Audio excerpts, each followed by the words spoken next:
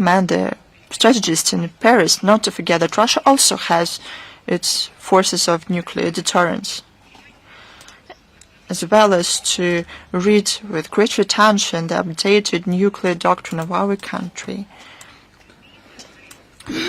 Here's my favorite topic. Политики. It's about the policy of the United States of America on the international stage. It has become known that the United States of America have taken the decision to withdraw from UNESCO. It's the second decision taken by them in recent history. It's just what we observe now. Actually, the USA has withdrawn from UNESCO already 3 times. According to the US, this organization does not respond to the national interests of the United States of America by promoting the aggressive cultural and social agenda. So who has made this agenda controversial and promoting conflicts? I think it has been the previous US administrations. They mentioned the pro-Palestinian background of UNESCO that has been unjustifiably focused on sustainable development issues. According to the Charter, the membership in the Organization for the United States of America will end on the 31st of December 2026. Until that date, the Americans remain the members of this structure and have the full responsibilities, including the financial responsibilities. Now, some history. 2 years ago, the UNESCO Director General, Madame Azoulay, was just supporter of the return of the United States of America to UNESCO. She just ardently welcomed the decision by the Biden administration. She just literally forced and done it in violation of the rules of procedure and doubts of a number of states. Taking into account the immense debt, it is $600 million for the United States. They were provided rights in the governing bodies of UNESCO. Our country repeatedly mentioned the unacceptability of such step. The Secretary General herself back then violated the rules of the structure, the operating procedures of the structure. She as a director should be a guarantor, the keeper, or not of some mythical traditions, but of the rules her organization is operating, on which the operation is based. But actually she made the entire mechanism to violate the rules. She made it violate the rules. Now she just imitates being ready for the withdrawal of the United States of America. They should better have prepared for the entrance of the United States. And the predictability of the United States policy, the only predictability is its unpredictability.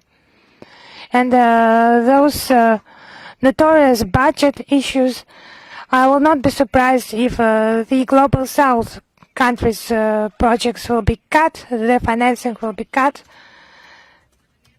Now, actually, it's sad news for many Western countries, and after Madame Azoulay, the new Director General will have to deal with those problems after the election this autumn. Actually, those who have withdrawn, I would like to address them. You have entered, you have pursued some policy there. Could you just pay as you withdraw? And now the response by the Austrian Ministry of Defense on the scale of the transit of weapons of the Western countries through the territory of Austria. Why is this strange? Because Austria is considered and declares its neutrality, declares itself as a neutral country. 3,474 cases of transit of foreign weapons have been recorded, of which many have been done by NATO forces. The US equipment has crossed the country 954 times. There have been 5,580 permissions for the aircraft to fly. And there has been land, rail transit, and 1,764 aircraft flights. Military aircraft, it's primarily the Americans, and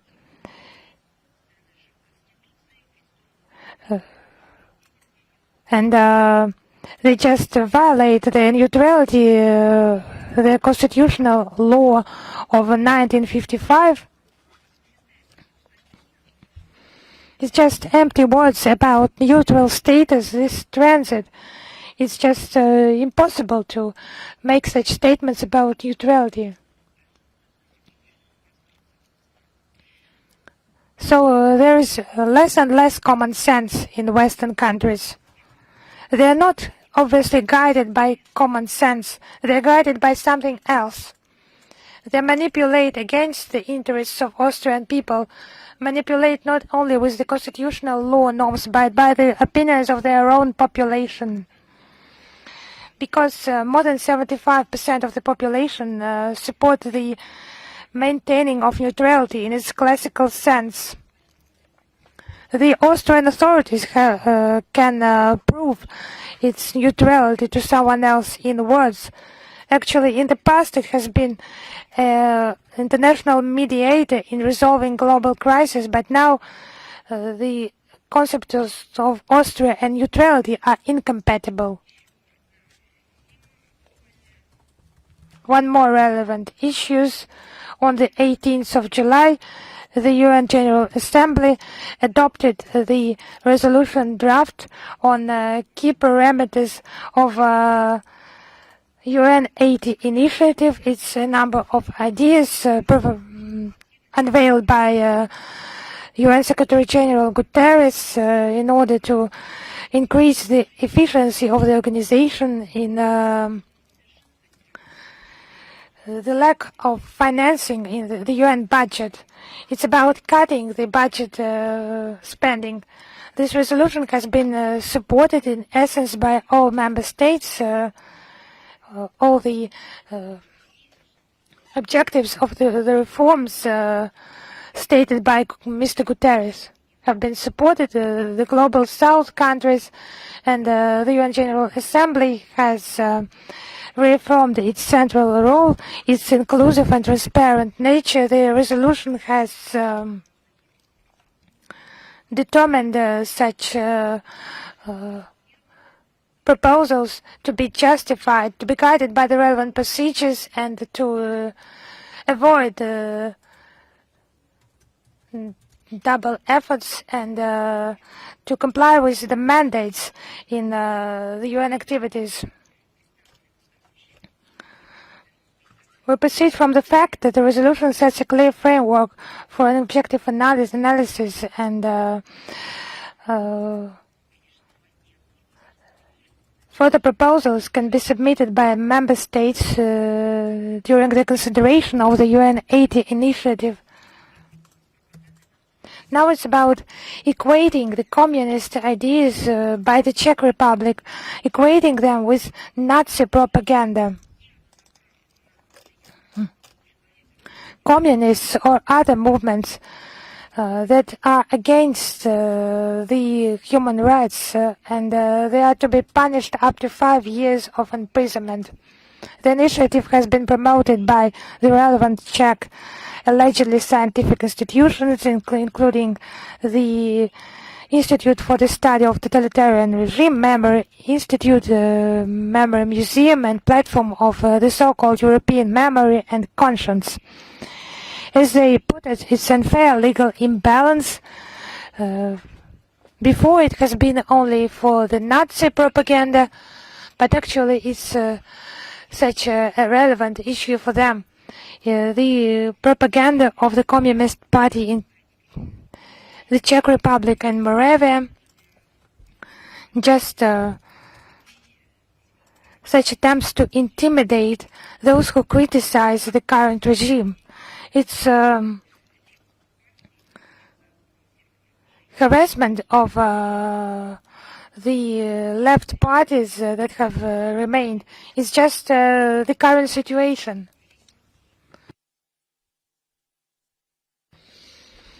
It's not just revanchism, but it's just the ideas of Brussels to equate those who have conquered, defeated Nazism, to equate them and Nazism. It's just a conscious step to erase their own history and the contribution of the soldiers of the first Czechoslovak Army Corps as part of the Red Army, their contribution to the defeat of the Nazis. They just menace the memory of liberators of Czechoslovakia, and it's against those who take care of their memorials. Because the symbols of the Red Army, the army that has defeated Nazism, are under threat. We have repeatedly mentioned the issues of the preservation of memorials to those who have defeated Nazism, to the liberators. We will take the necessary measures to protect our memorial heritage. It's a very important date. It's just highly relevant today. It has been 85 years since the formation of the Estonian, Latvian and Lithuanian Soviet Socialist republics. After the collapse of the Soviet Union, those formerly independent republics that have actually lost their independence, they just throw mud at everything connected with the Soviet past and their anti-Russian fervor. Everything connected with the Soviet past. But actually, let us have a look how the situation actually looked like. When they were in as part of the USSR, they proudly named themselves a showcase of socialism, and it was rightfully so. Because you can see many infrastructure, energy, transport sites. They just operate even now. It has been a solid social and economical basis, colossal volumes of budget funding, qualified personnel. From where? From the entire Soviet Union. More than 20 enterprises have been made that provided tens of thousands of jobs for the Republic. It was VEF, bus factory, Radio Technica, Zinters, the Riga, largest manufacturer of trams, suburban electric trains and diesel trains. In Lithuania, the plants of Žalgiris, Elfa, Azot, Šiauliai television plants have been were constructed in Estonia.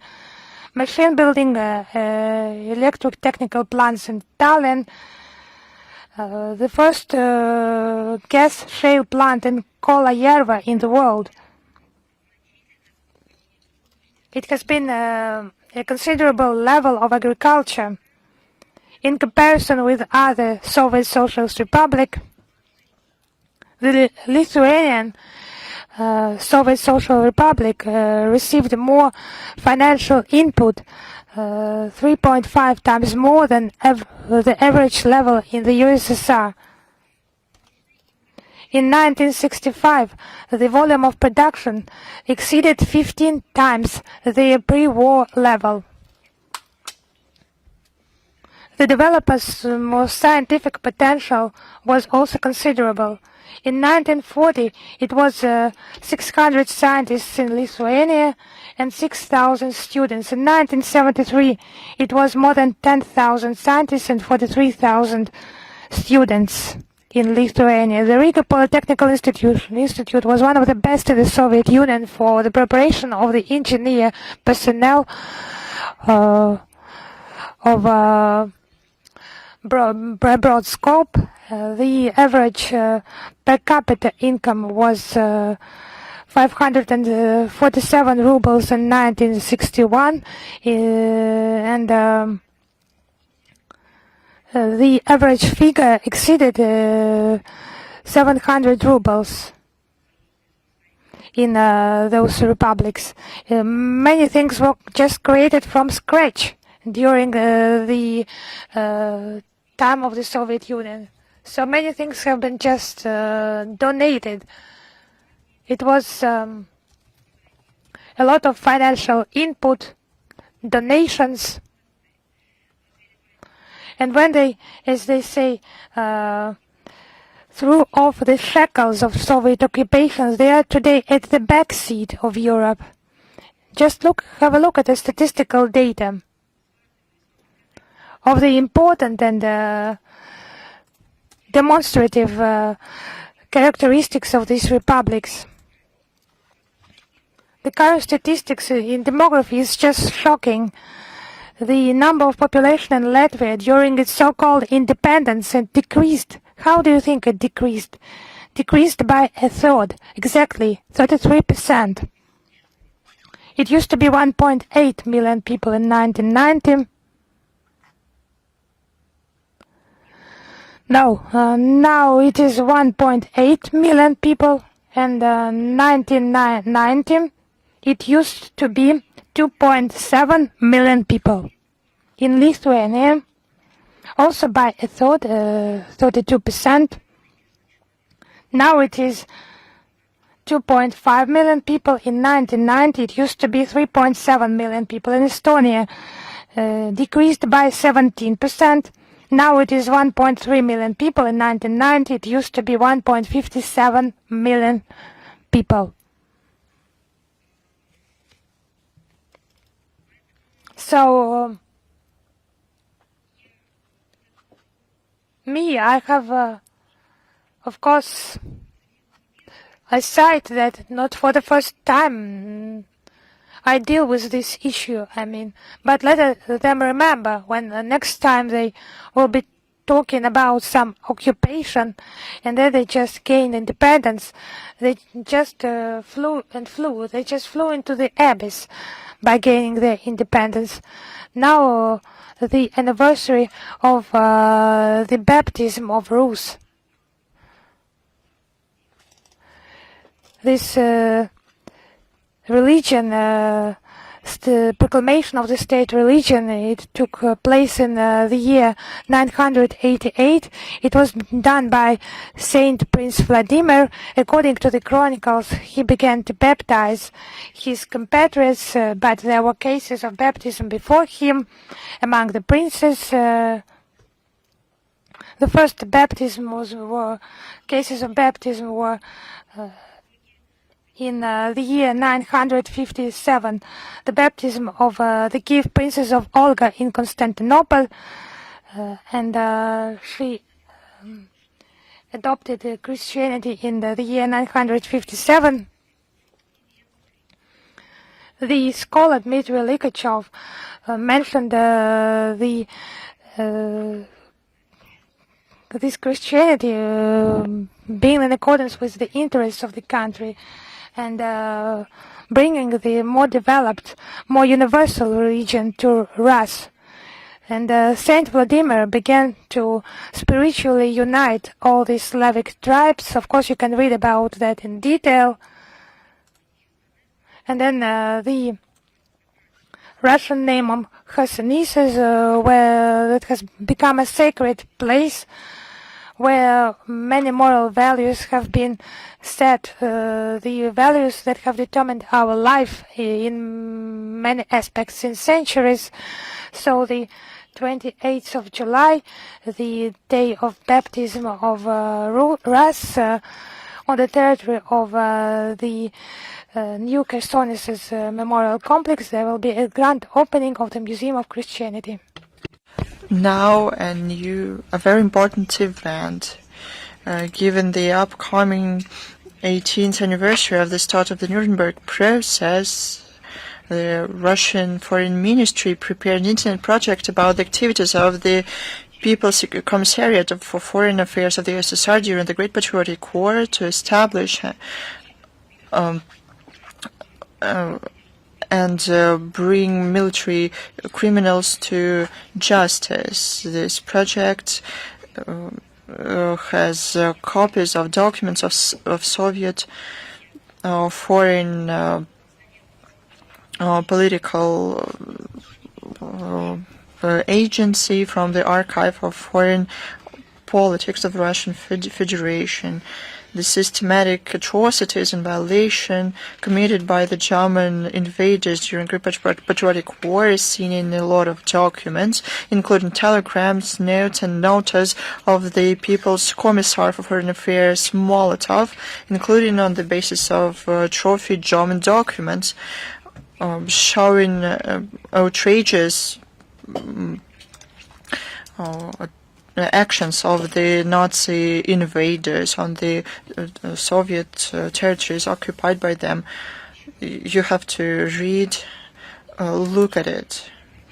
On July 29th marks the national holiday of the Republic of Peru. Is the Day of Independence. Good relations between Russia and Peru is rooted in history. They go even beyond the official ties at the levels of embassies. Russians and Peruvians had similar trials and with dignity characteristic of them withstood all of the challenges. Peru is an important partner for Russia in Latin America. We are set for further developing all the complex of bilateral relations, including trustworthy political dialogue, mutually beneficial trade and economic cooperation, expansion of cultural and humanitarian ties. In the run-up to this holiday, we would like to wish our Peruvian friends prosperity and all the good. I'm ready to take your questions. It's International Affairs with us. Good afternoon, Madam Zakharova. Good afternoon. We have the following question. What can you say about the... I'm sorry. I have a very important announcement. You like it. It's a very interesting topic. On June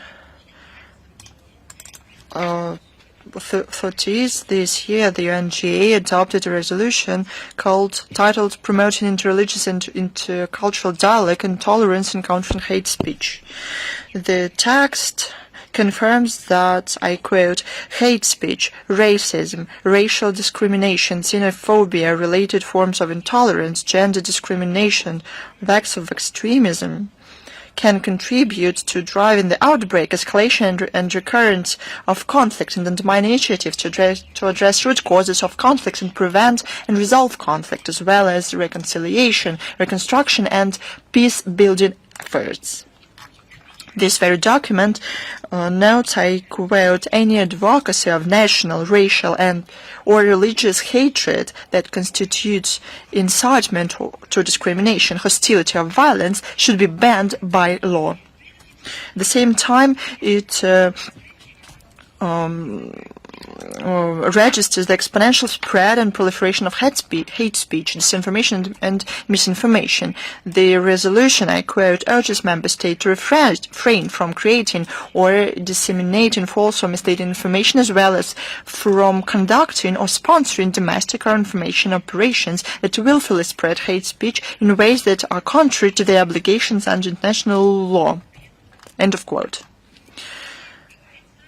So to say, the cherry on the cake. It's the most interesting thing. You won't believe it. The countries of the global majority, including the Russian Federation, of course, voted in favor of this resolution. How can it be otherwise? Everything is written down there. It's common sense. But what about the Western states? They opposed these resolutions, and some of them refrained. Isn't it something? This stance of the West is not a coincidence. It's a direct consequence of the ideology of the state policy of the regimes in those countries.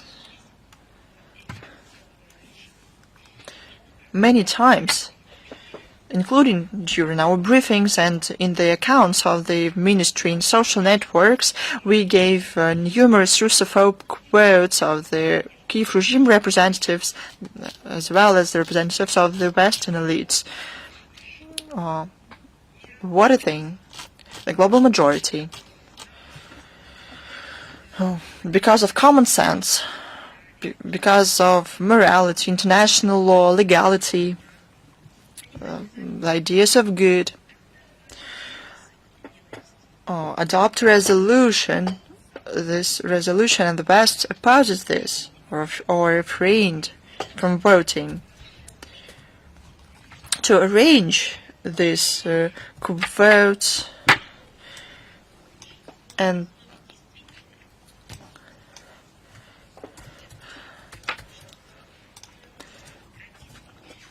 we launch on the website of the Foreign Ministry a specialized part with the examples of the use of hate speech against our countries and examples of Russophobe statements from Western and Ukrainian politicians and public figures.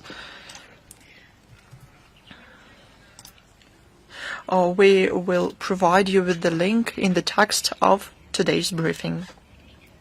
We do this to show how the global majority aspires through words, through meanings and philosophy of their steps to counter the darkness, to the evil, and how the Westerners try to oppose this. I'm sorry, now I am ready to take your question. Thank you, Madam Zakharova. Our question is the following. What can you say about the hype that appeared in the Japanese media around the interview published by the Sputnik agency with a candidate from one of the political parties? It was interpreted by experts as interference into elections to the upper chamber of the Parliament of Japan. Our embassy in Japan already commented on this narrative in great detail. I can only add that Japan is fully dependent on the US and copies down the worst examples of the technologies of this country of the times of President Obama, when they cannot increase their ratings, they start to talk about the so-called Russian interference into the elections. I doubt that this interview of the candidate from the opposition party to the Sputnik agency could lead to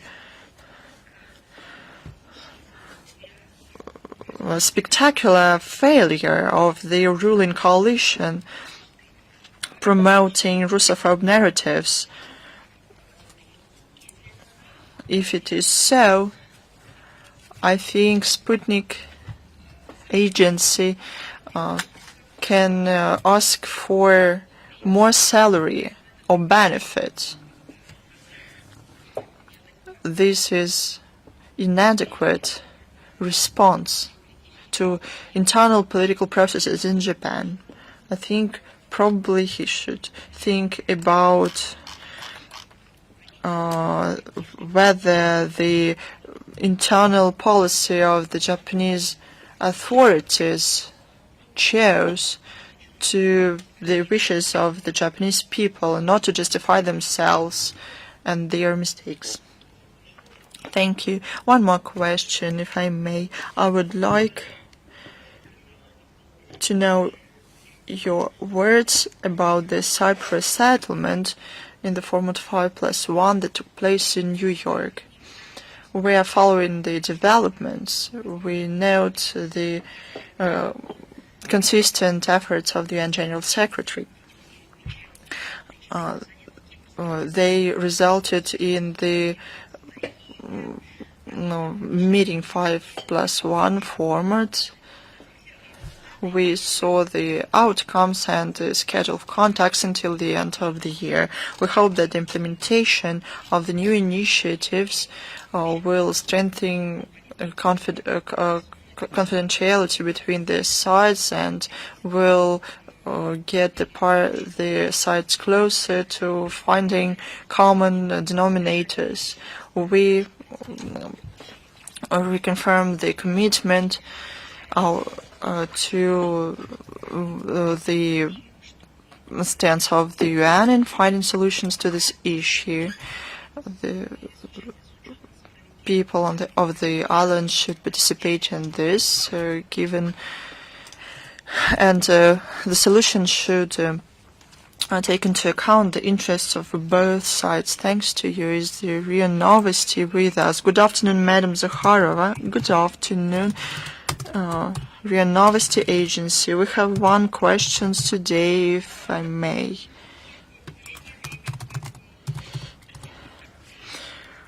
The President of the Government of the Russian Federation, Mikhail Mishustin, signed an order to stop the cooperation with Germany in military and technical sphere. Do we have any spheres of interaction with the authorities of Germany? Did our relations with Berlin change after Friedrich Merz became Chancellor? Thank you. I would like to remind you that the above-mentioned agreement about military and technical cooperation with Germany was signed in 1996. Back then, Russia-Germany cooperation and intergovernmental relations were developing in the spirit of partnership. But in the recent years, the German government pursues hostile against our country policy. It is clear, not only from the statement, but from their actions as well. So this treaty lost any kind of meaning for us, but even in the practical purpose, Germany, we talk about it every day, supplies the Kiev regime with armaments, very actively sponsors the terror attacks of the Kiev regime, started to confront our country. Amid this, our country made a logical and natural political and legal decision.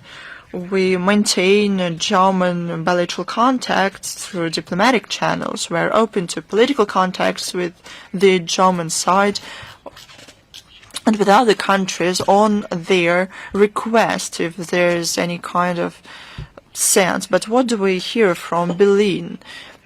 Chancellor Merz increase anti-Russian narratives, and it becomes more and more aggressive and hostile. We think that the policy that he chose to escalate relations with Russia combined with the remilitarization of Germany is a reason to worry for people in Germany, first of all. Thank you. Thanks to you, is Vestia with us. Good afternoon, Madam Zakharova.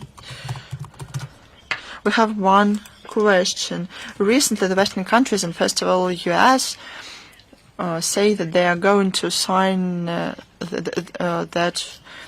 about a soon signing of the peace treaty between Azerbaijan and Armenia. Similar statements we hear from Brussels as well. What can you say about it? We told many times that Russia is interested in a stable, secure and prosperous South Caucasus, an important condition for this is the long-awaited reconciliation of Baku and Yerevan. And the country did a lot for this, with the personal facilitation of Russia and personally President of our country, Vladimir Putin, in 21 new stage of Armenia-Azerbaijan normalization started.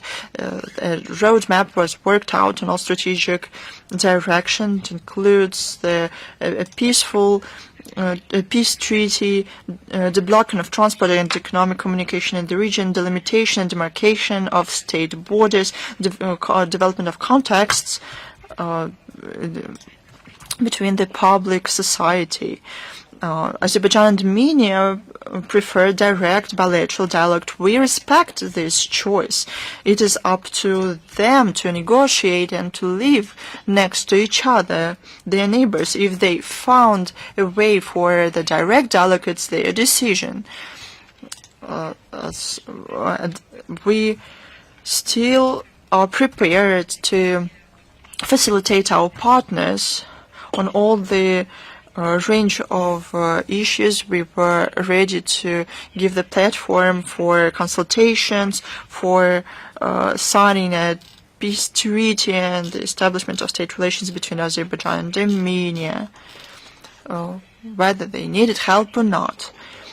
We supported the negotiations between foreign ministers of the countries in Almaty in May 2024. We welcomed recent bilateral contacts at the highest level in Abu Dhabi on July the 10th. The signals from the Western countries should be interpreted differently. Theoretically, everything is good, but we have to see the essence, and the essence is the following: the information that we receive leave no doubt about the real motives of the West. And their good reasons cover their vested interests. They want to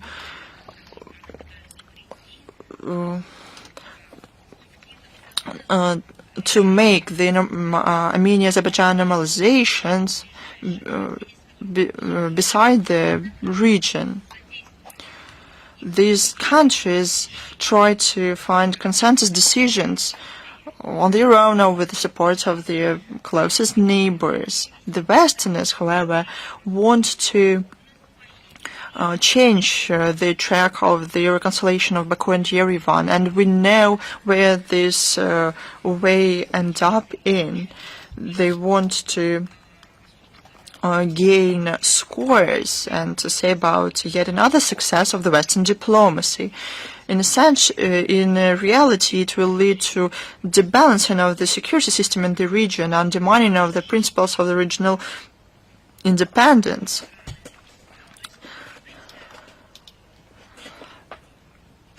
You see, there have never been any prerequisites so that those who earlier did not show themselves as a side who is capable to settle the situation. We see an attempt to interfere into deblocking the transport corridors in the region. The Americans say that they have a unique solution of settlement of the issue, but something beside the trilateral working group, co-presidented by Vice President of Russia, Azerbaijan, and Armenia,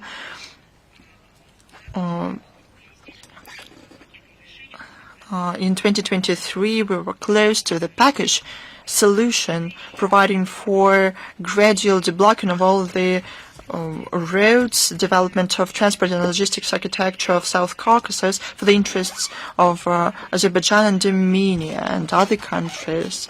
Unfortunately, the work in the group stalled. The transport system in the region and infrastructure in the region are in line with the norms and standards in the of the CIA states. As to Armenia,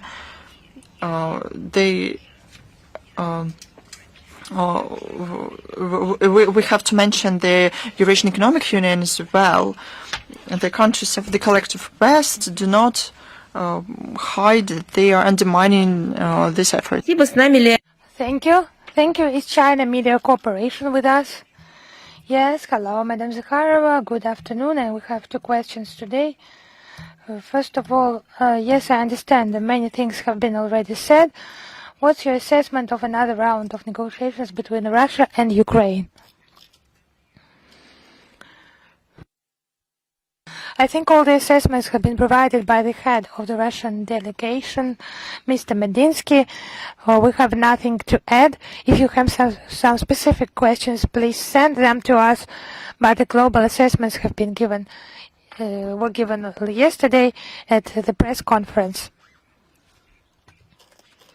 Now, the Fitch International Rating Agency has made a statement that political risks darken the credit prospects of the United States of America, and the Fitch Agency decreased its forecast for the growth of the U.S. industry by 25% for 2025. So, what's your opinion about the trade policy of the United States and it promoting the economic instability? And how could that influence the perspectives of growth domestically and at the international level? I think the focus only confirms the concerns of economists about the risks not only for the global economy but primarily for the United States of America itself. The trade policy by Washington based on hyper-protectionist rhetoric and the growing tariff barriers. You see it more and more violating the basic provisions in the freedom of trade. And that's to the detriment of supply chain and causing the growth of spending for the businesses and, of course, for the consumer in the United States of America itself. What could such policy lead further to the fragmentation of global economy? Could weaken the prospects of economic growth? Actually, now the U.S. is preserving crisis manifestations in the world instead of being a predictable player. The U.S. is a source of additional instability now in global trade. I would repeat, it's a consequence not only what you have mentioned, this review, but the assessments of many experts and specialists. Thank you. Thank you. Is RBC with us? Yes, hello, we're here, Ekaterina Postnikova, RBC. My question is about a nuclear-free zone in Southeast Asia.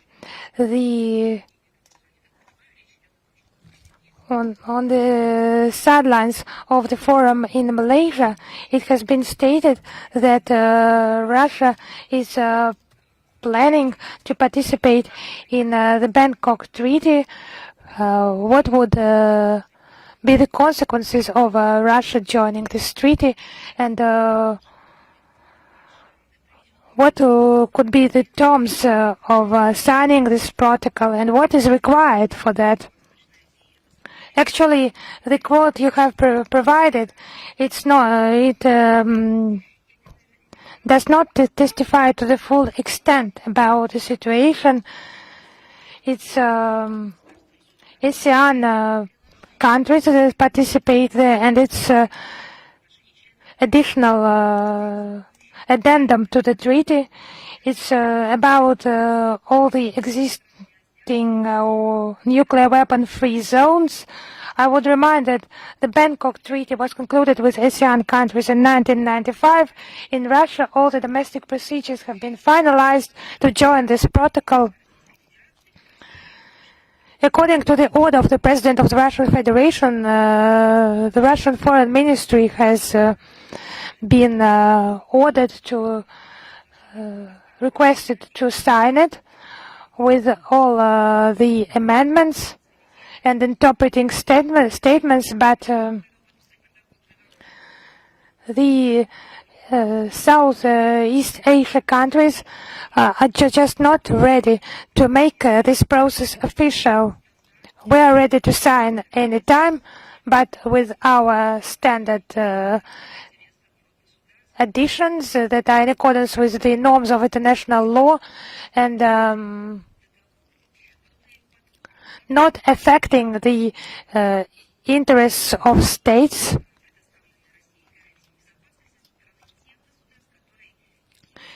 The mistreatment of the security guarantees provided of Russia is of danger by the countries creating nuclear threats to our country. We observe this treaty as an instrument for nuclear non-proliferation, strengthening regional security. You know that Russia is a signatory of protocols for the treaties on forming other existent nuclear weapon-free zones in Asia, America, and Pacific Ocean. It treats its obligations responsibly and to the full extent. Its obligations on these instruments. Thank you. Is Reuters with us? Yes. Hello, Madam Zakharova. Today we have again a question about Iranian nuclear program. It's about the statements by the Iranian Foreign Ministry in an interview with Fox News on Monday, where he said that Iran will never abandon its uranium enrichment program. In this connection, how could this statement affect the negotiations process around Iran's nuclear dossier, nuclear issue, and the ongoing consultations between the representatives of Russia, China, and Iran foreign ministries? How could they affect the threats made by the so-called European Troika representatives? Actually, the negotiations are underway. As soon as they are finalized, we will comment on that. We will inform you. But actually, to make comments in the middle of the negotiations process is premature. We will do that after the negotiations end. Thank you. Yes, thank you. Is just let me have a look. Bold News, are you with us? Yes, hello, Madam Zakharova. Good afternoon. Thank you for this possibility to ask you a question. The Office of Citizenship and Migration Affairs of Latvia reported that 841 citizens of the Russian Federation have expired their temporary residence permits. They will have to leave Latvia by the end of November 2025. And Latvia also explained a 98-year-old Second World War veteran Vasily Maskalonov for tearing up a questionnaire refusing to criticize the special military operation and the Russian president. What is your reaction towards such actions by Latvian Foreign Ministry? The Latvian authorities continue to methodically implement the policy of infringements of the rights of their compatriots, our compatriots, and expulsions from their country. It's a discriminatory approach towards the specific population group. The norms of migration legislation affect the holders of Russian passports. It's in violation of Latvian obligations. As for the International Convention on the Elimination of All Forms of Racial Discrimination, an obligation to abandon all the forms of xenophobic policy, a serious concern has been voiced by the UN Human Rights Committee to as for another report by Latvia within the International Covenant on Civil and Political Rights. The conclusions of the committee, they mention other flagrant violations of human rights and the rights of national minorities in Latvia. It's actually deplorable.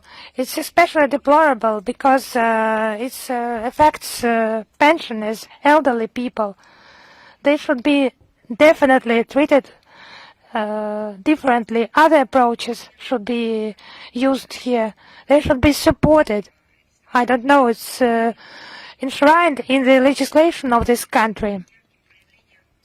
Against this background, a flagrant manifestation of a neo-Nazi policy of Latvian authorities, the expulsion of a 98-year-old the great patriotic war veteran Vasily Maskalonov, who they just in Riga managed to declare a threat to national security. It's a quote. For his refusal to sign a questionnaire slandering Russia. It's just not disgusting, it's just a deplorable act in order to intimidate the Russian-speaking population in Latvia, because representatives of the group of population, they fall victims to the political terror, this Russophobia pandemics. It's just Latvian governing bodies who have decided just to revenge and to intimidate the Second World War veterans, to revenge for our victory, great victory over Nazism and its Baltic collaborators, Baltic henchmen. We never forget our heroes. That is why the Pskov region authorities have provided the veteran with accommodation and other necessary assistance, forms of assistance. Despite all the difficulties and his age, Vasily Maskalonov steadfastly endured all the hardships and welcomed his return to Russia, which was wonderful. I am in my homeland.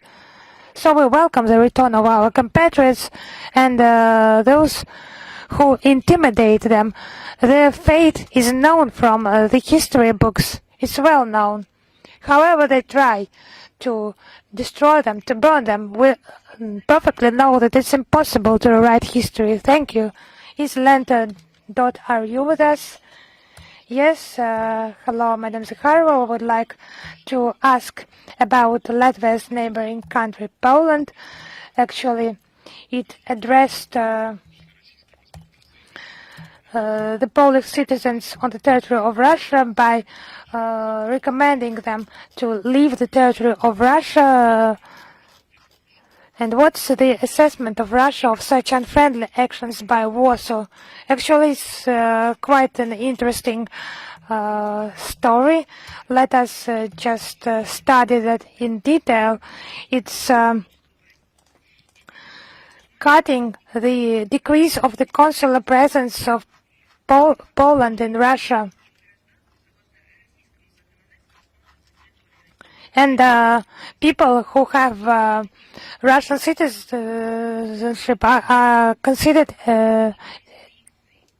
only as citizens of the Russian Federation. And I would like to remind that the Russian Federation has never imposed any restrictions for Polish citizens, because we're glad that someone visits our country legally, because last year more than 12,000 Polish tourists visited us in 2024, and the Polish statistics show more than 40,000 trips by Russian citizens to Polish.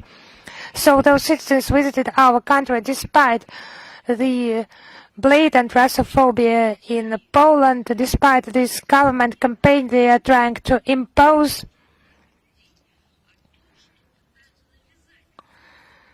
It's just trying to impose it to the Poles as a national idea. And despite the termination of aviation, of railway communication, it was done by official Warsaw as well. Despite the belligerent rhetoric with regard to the Kaliningrad region. It's the only land border with Poland. Despite that, the Polish citizens visited our country. Maybe the Polish authorities are not glad, not content with what those Polish citizens observed on the territory of our country. They just do not want to show Russia to Polish citizens and to stop these media reports about Russia. Those citizens who have positively assessed their visits to Russia, this friendly country, and lack of some aggressive phobias. In order to stop that, the Polish authorities just invented those new myths. I'm just interested who developed them. Now they just cut the Polish consular presence. So whose initiative was that? Let me remind you, it was the Polish side under a false pretext in favor of their current political situation. They closed Russian Consulate General in Poznan, in Krakow, and it was our response measure. And we closed Polish Consulate General in St. Petersburg and Kaliningrad. The Polish side, without thinking much about the consequences, just threw the rake in front of itself, is stepping on it itself, and it's just taking measures against its own citizens. So, if that's all for you, is Helsingin Sanomat with us? It's a Finnish newspaper. Yes, hello. Dear Madam Zakharova, my name is Maria Zakharova. I'm a new correspondent of this Finnish media outlet. Nice to meet you. It's about the International Helsinki Plus 50 International Conference based on the conclusion of the Helsinki Final Act of 57 participating states of the Organization for Security and Cooperation in Europe have been invited, including Russia. This conference will take place on the 31st of July. Could you please confirm if the Russian side intends to send its delegation to participate in Helsinki Plus 50 conference? If yes, who specifically will participate on behalf of Russia? Thank you. You know, our assessment of the conference to be held in Helsinki from the 31st of July until the 1st of August, the Russian side has provided its assessment in a letter addressed to the OSCE chairmanship and distributed among all the OSCE participants. It's an odious choice of reporters. It's just a negative aspect for us. So discussions, for instance, about the OSCE future. It's just discussed, survival is discussed, and not some bright planning. And it does not include any opportunities for normal interstate communications in order to make the positions closer. So such the outcome of such meeting will not be binding for the participating states. It will not provide any basis for taking any decisions, and so we do not think our country should be represented in this event at the high political level. And as the Russian position has caused reaction within the organization, we do not walk away from our principal assessment of the OSCE situation and the security situation on the continent. Of course, someone would like to hear that. radical anti-Russian OSCE participants in order to use that for their own purposes. We will participate in this discussion. We will present our point of view on the basic reasons of the OSCE crisis and convey our proposals to increase the efficiency of the organization. And we will provide you further information on the level of participation. This will work with us. Hello, Madam Zakharova. Hello. I have two questions today. The first one, I would like you to comment on the anti-Russian statement of the Azerbaijani president at the Shusha Forum.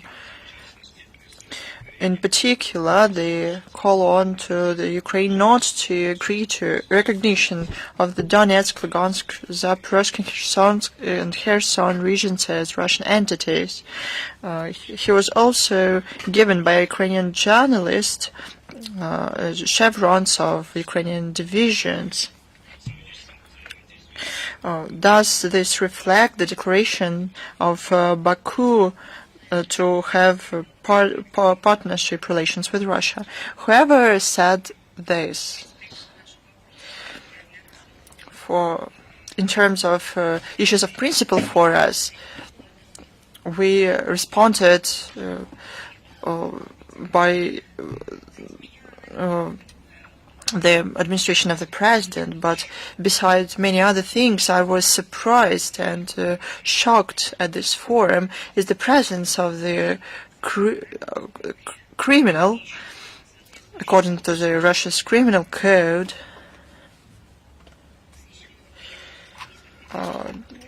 He is cited in the list of extremists, and Dmitry Gordon, who presents himself as a Ukrainian journalist. I'll tell you why. You asked about something different and about level of the issue, but I think it is interesting. Take note that the appearance of this extremist, Dmitry Gordon, is always as a black mark for those who harbor hopes for the West. Do you remember a 3-hour interview of Dmitry Gordon in Minsk? It was used by and hyped up by those who wanted to support anti-constitutional, anti-government coup d'etat. It was played out. And now this extremist was there for a reason. I fully agree with those who see the hand of the West in this,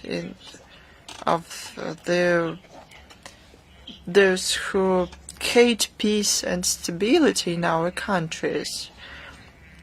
Indeed, it is a powerful and vivid signal. Question 2. It's about the president of Azerbaijan as well. He wants to bring those involved in the tragedy with the plane to justice. But I would like to say the same. You already asked this question. I already responded to it. I have the same answer for you.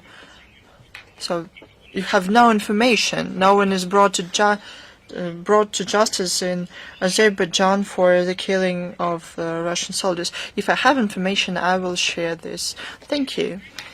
Is the Radio Saga with us? Good afternoon.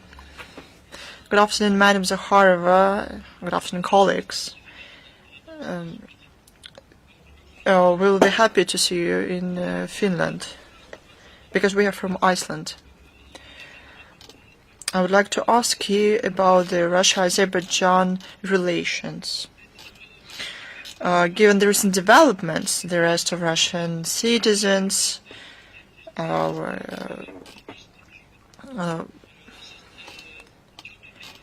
the warm welcome of Al-Jilani in Baku, open support to Ukraine,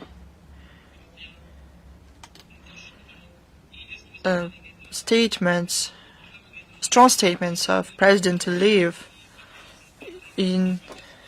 and the media under his control against Moscow. What do you think about it? Will you review relations with Azerbaijan? You know, to continue my answer to your colleague, the administration of the president gave commentary on this.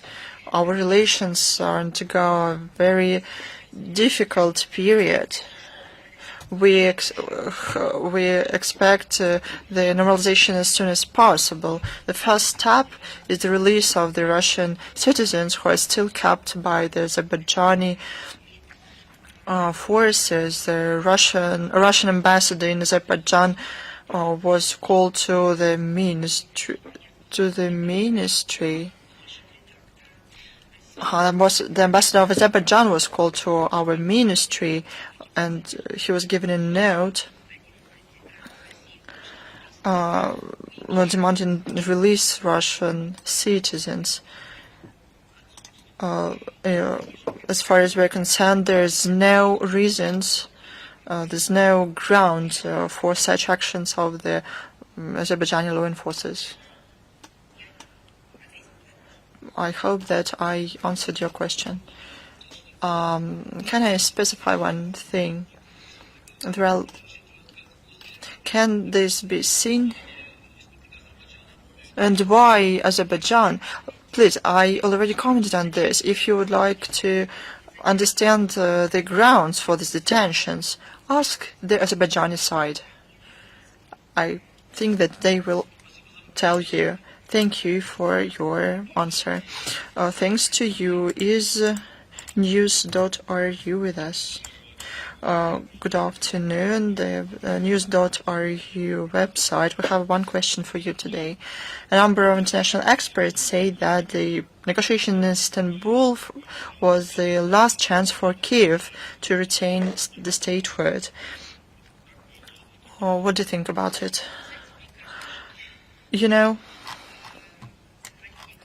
the retaining the statehood depends not on the round of consultations or negotiations, but on the realistic view of what is going on the building a sovereign and independent state for the interests of the people who live in the country, not missionaries who are sent there, not those who receive grants and pursue policy that is not characteristic for the people, but for those who create culture, who do heroic acts for the sake of their motherland. It is their opinion that should be taken into account during the political decision-making. That's how this situation, as you said, the loss of statehood can be settled. That's how they should start. That is a starting point, and this is also the root cause. People should be able to speak their national language, to develop their culture, regardless of difference of approaches. Speak freely. They should implement and realize their right for religion. They shouldn't be afraid to be taken away from their homes, from churches. That's the starting point, and not some magic wand that will help settle these issues. Indeed, 3 rounds of these negotiations that have taken place were marked, despite various noises and from the presidential office, they were marked by real actions. The exchange of POWs, of bodies of soldiers. The large-scale issues of statehood must be settled with the account of root causes of what happened in Ukraine and with the understanding that we have to universally revise of the development, the consequences that led to the situation. The idea that someone abroad will help them, will give them more armaments, and they will prevail, it is futile. Thank you. Thanks to you is the newsletter of Caucasus with us. Good afternoon, Madam Zakharova. I have one question. What does Russia think about Baku's proposal to rebuild and expand railway between Tabriz, Nakhichevan, Megri, Baku, Band, that is to become an additional branch of north-south from Russia to Iran? We touched upon this issue. We talked about the blocking of communications in South Caucasus, the routes that you mentioned. Concerns Iran, Armenia-Azerbaijan, and Russia. As to the international transport corridor north-south, on December 21st, 2024, transport ministers of Russia and Azerbaijan signed an intergovernmental agreement on cooperation to develop transit freight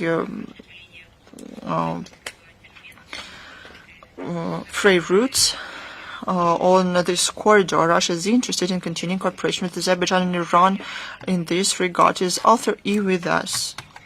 Good afternoon, Madam Zakharova. Ruslan Pankratov, Author E. We talked about it a lot, and you paid a lot of attention to the marginalized willingness of the West to cancel the Russian culture, the Russian world. We can remember the cancellation of the participation of Valery Gergiev in the music festival in Italy. But there are other examples.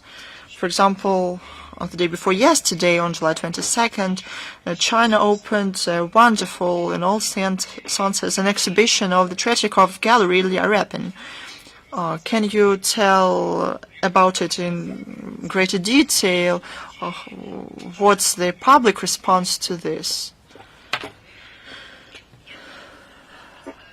I don't really get why you ask about it. It's not a question, it's a statement. Indeed, on July 22nd, Beijing saw the opening of a large-scale exhibition, the National Museum